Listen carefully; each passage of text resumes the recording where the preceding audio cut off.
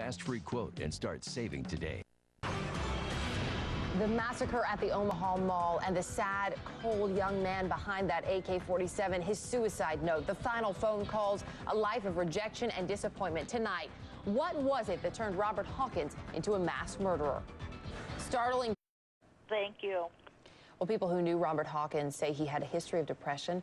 The woman who opened her home to him described him, in fact, as a lost puppy nobody wanted. She says she worried he would hurt himself, but never imagined he would harm others. So what did cause this 19-year-old to go on a shooting rampage?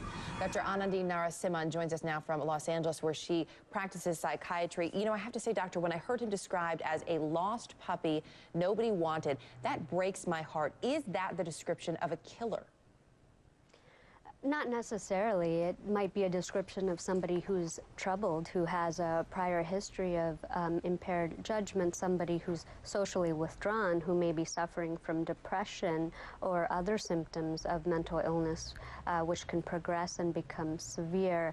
I wouldn't say everyone who's socially withdrawn is necessarily somebody that can become a killer, but certainly it's a risk factor, and it's a symptom of a mental illness that could be brewing. Looking at all the things that have come out that we know about this young man, that he was on antidepressants at one point, that he had just been fired from his job, just broken up with his girlfriend. The woman, as we just said, who he lived with, said, you know, she thought he might hurt himself, but never other people. And then in the suicide note, he apologizes to his family and friends, saying he'll no longer be a burden, but then says he wants to be famous. How do you add all of that up? Can you give us a picture of what made this man snap? You know, it's hard for me to comment on him specifically because I don't know the details of his prior history, but, you know, in a situation like this, one could assume that maybe this was an individual who was having some symptoms of mental illness that were progressing. Maybe there wasn't enough intervention, maybe he wasn't following up with treatment recommendations, and then we also know that there were some triggering factors that could have led to him exploding like this.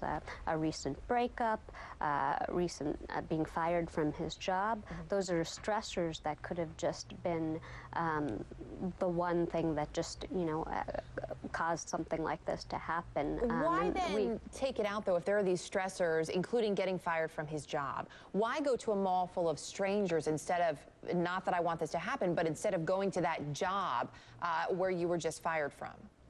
Well, you know, we also don't know if he was delusional. We don't know the extent of his thinking and his, how disordered or disturbed his thinking was. Obviously, he was impaired, really impaired, severely impaired. But when your judgment is that impaired, you may not be thinking of pinpointing one individual. For all we know, he might have been thinking the whole world is out to get him, so why not take it out on the whole world? So many of the signs here, I think a lot of us know someone who may have one or the other. You're depressed, you get fired, you break up.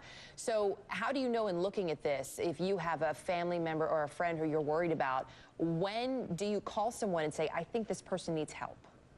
You know, it's never too early to call for help or even ask questions about a loved one or someone that you know that may be going through things of this nature or symptoms of this nature. You can always call a crisis line. I know in Nebraska there are a number of crisis lines and hotlines where, you know, a person can call if they're concerned about someone else and just kind of find out, you know, what should they do next, or can someone come help? Can someone come and evaluate the individual? And that is, you know, that's, the police are there, agencies are there to prevent this sort of thing from happening. So, you know, it's never wrong to call, and if you are concerned that someone is exhibiting signs like this, it's never wrong. And, you know, the other important issue is that he's got a firearm. Somehow he's got access to a firearm. Well, and that we understand, too, that he didn't actually go and buy it from a gun store. Right, you know, right. So that, again, is kind of a separate issue at this point. Dr. Anandi